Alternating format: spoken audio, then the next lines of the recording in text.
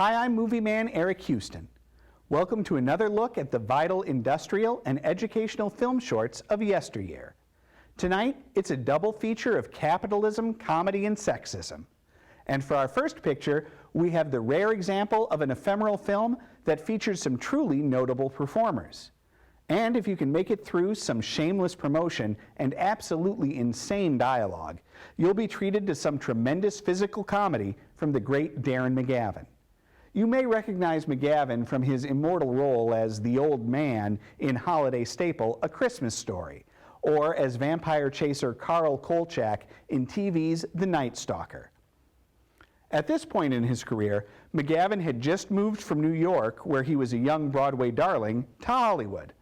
While success in films like Summertime with Katharine Hepburn was just around the corner, it's easy to imagine Darren needing the dough a 1950s infomercial could provide. From 1955, Women's Home Companion and Telemerica Incorporated present A Word to the Wives.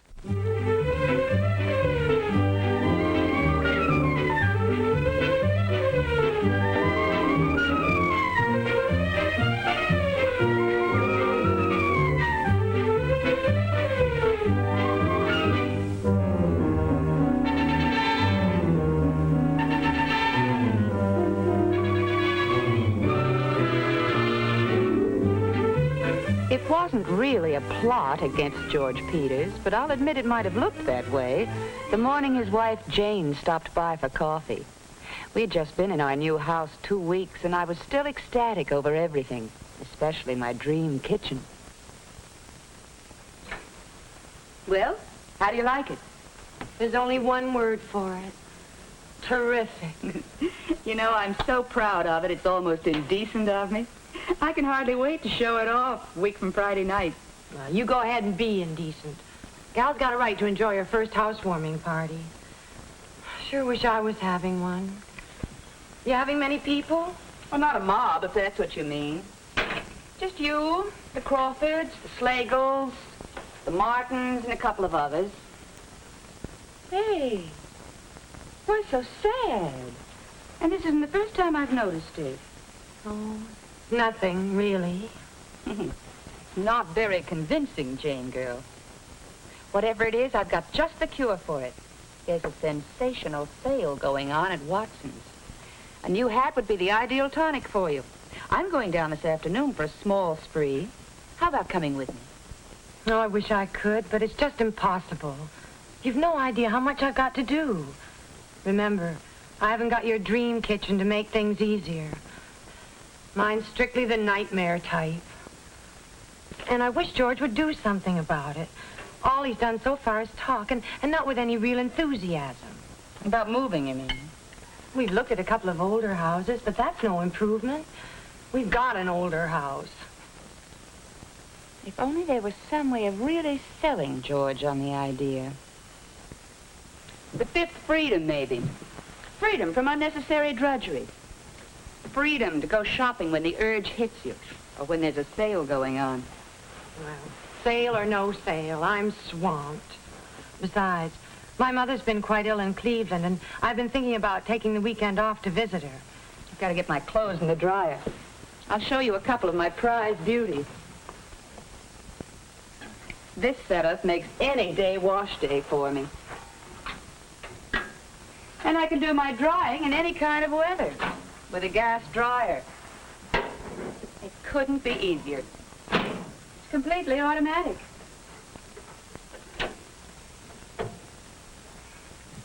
I remember seeing this washer in the magazine ad. It's automatic too, isn't it? That's right. Isn't there a little colored guide light that follows the operation through the various stages? Yes. I know exactly what's happening. I don't even have to watch a clock. Wait a minute. You say you're going to visit your mother this weekend. You know, Janie, my girl, this might prove a very fortunate trip for you. Now, just for kicks, don't get too far ahead in your housework. Now, why should you have to lay out everything all nice and ready for George and Jimmy, down to the last egg and can of salmon? Oh, no, I couldn't. I'd have to make things easy for them. After all. After all you've been going through, this might be the awakening for friend George. The big, bright dawn. It might do him a world of good to be left all alone with Jimmy for 2 or 3 days in your kitchen. Well, Jane finally got off for Cleveland. Still not too certain she was doing right by leaving George and Jimmy by themselves, even though George was absolutely sure they'd get along just fine. That's what he said, just fine.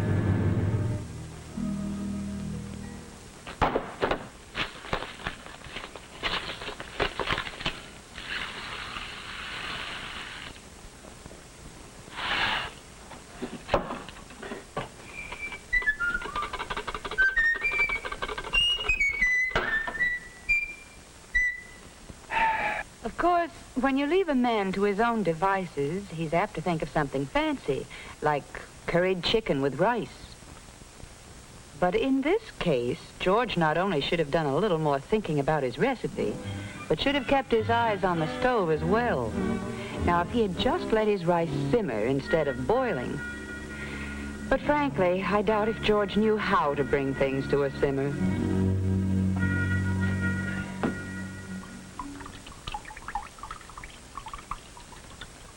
Well, maybe it was the mess, and maybe it was just the temperature outside, but George thought he could use a little cooling off. A nice, icy lemonade would be just right.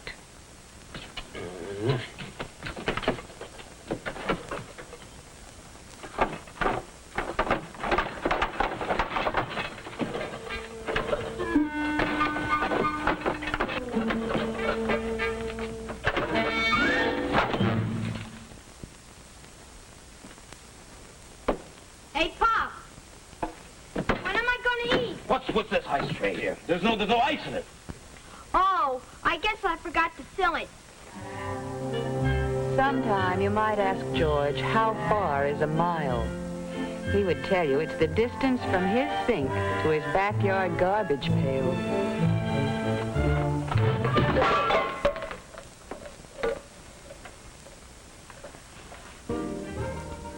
Now, like many men tackling a problem, George was very efficient.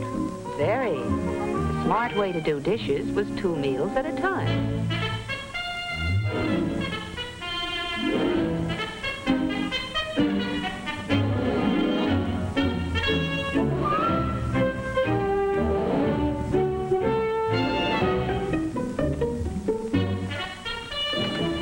Jimmy, did you have to take a bath this time of day? I'm gonna drop a hot water in the sink. I got a stack of dishes here a mile high. I'm gonna be here till midnight. What's the matter with you?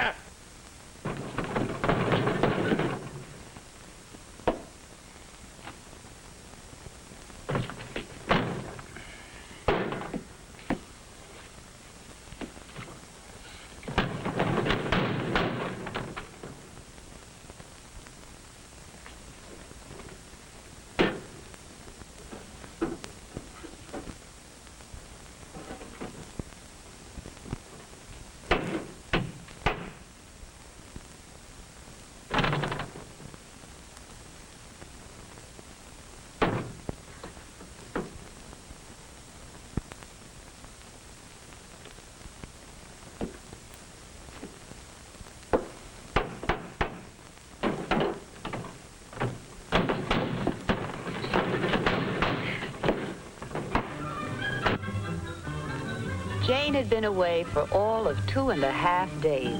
But the way she was welcomed back by George, you'd think she'd been gone a month.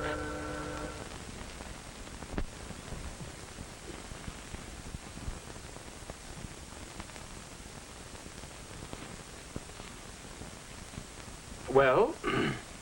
Oh, we'll be there early enough. The others aren't coming till 7. Oh. Look, I still have a couple of little things to do, but it'll only take a minute or so. Your famous sweet potato casserole. Only this time with shredded pineapple instead of orange juice. You two go over and sit at the table. Don will be back in a few minutes, George. He's doing some last-minute shopping for me. Oh, hey, I almost forgot the big news. I went out to Pond Ridge with Helen Baker today, and I broke 50 for the first time on 9 holes. Hey, now, wait a minute, Alice. You mean to tell me that with this big shindig staring you in the face, you still had time for golf? Nothing to it. With this kitchen, it's a breeze. Come on over. Look at some of the evidence. By the way, did you know that this kitchen won an award from the Woman's Home Companion? Huh? And really, they thought of everything.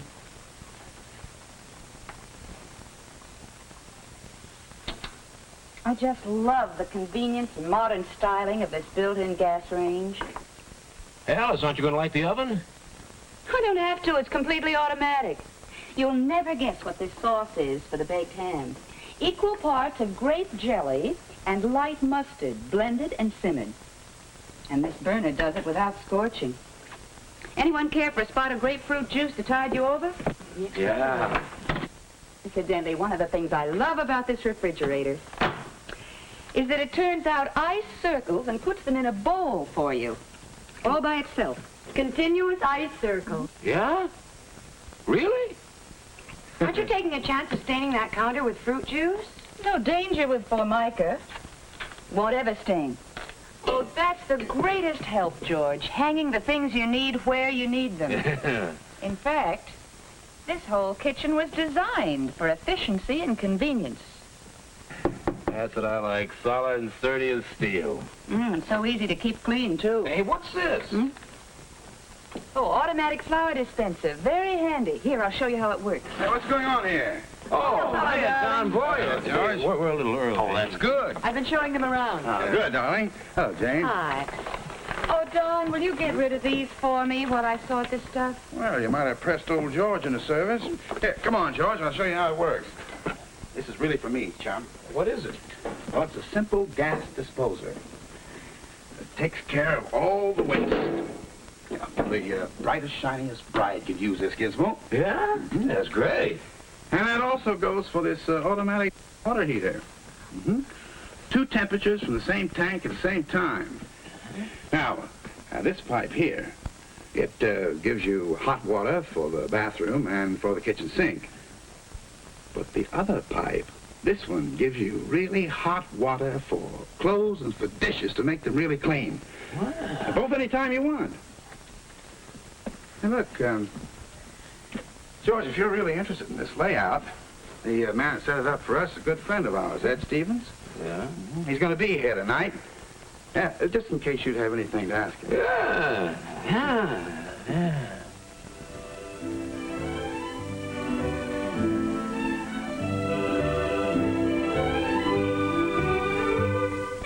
Well, all I want to say is that Don's little suggestion turned into a rather interesting and provocative conversation. And Ed Stevens is a handy man with figures and ideas. It certainly looked like progress was being made when we peeked in on them.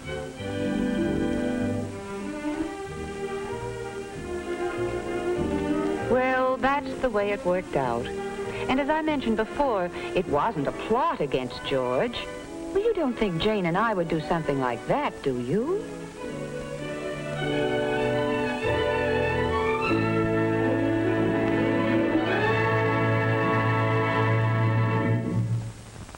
Well, folks, I'll leave it up to you whether the gals tricked me or not, but that's another story. This new dream house is a happy ending to our story. Why don't you drop around and talk with the men who can make your dream of a new home come true? The best and most reputable builders in your area are here to help you. They're standing by right now in the booth, sponsored by your local Home Builders Association, to discuss plans and prices with you. Believe me, a few minutes now can lead to a whole lifetime of happiness. Happy home building.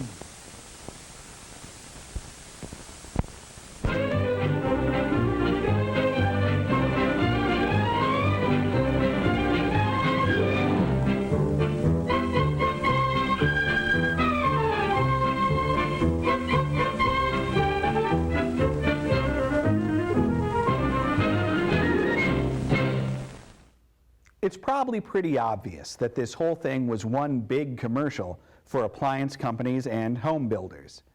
In some theaters, as the film says, builders were waiting in the lobby to try and sell you a new house with Dream Kitchen right on the spot.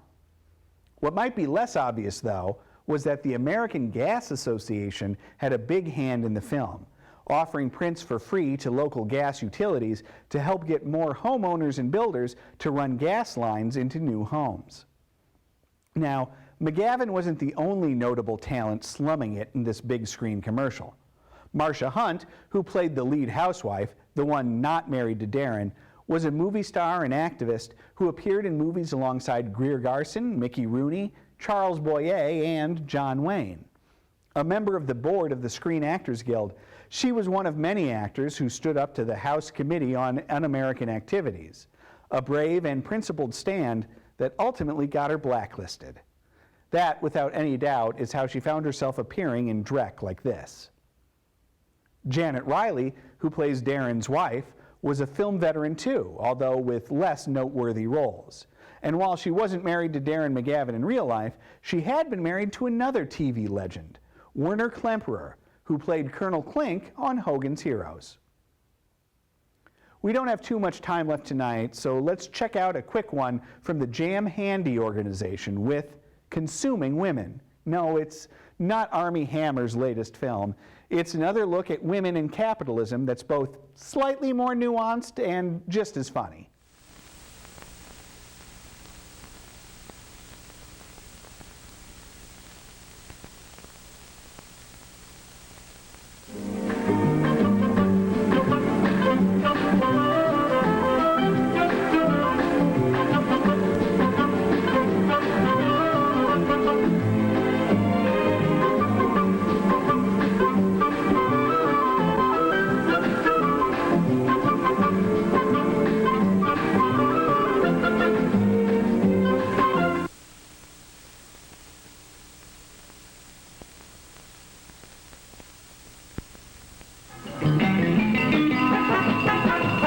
Here she is. She is single and fun-loving.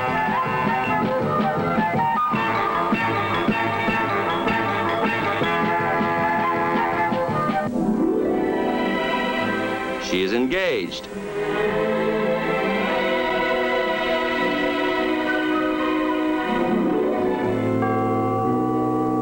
She is newly married.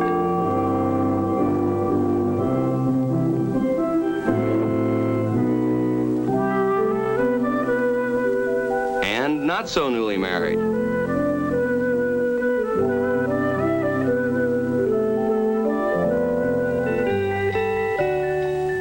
She has no children. She has one child.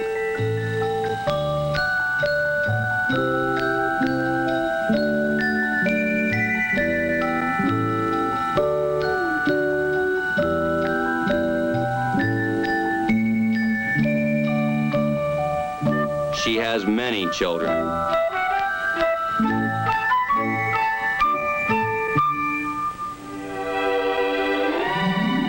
She even has grandchildren. She may be exclusively a homemaker.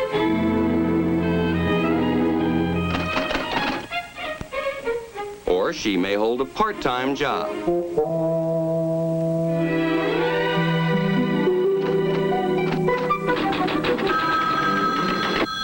Or she works in an office full-time.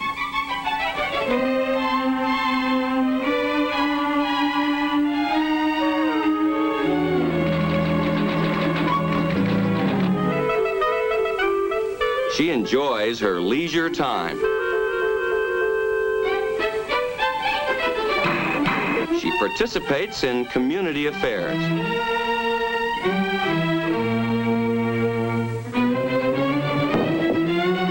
She's athletic. To a degree. She travels.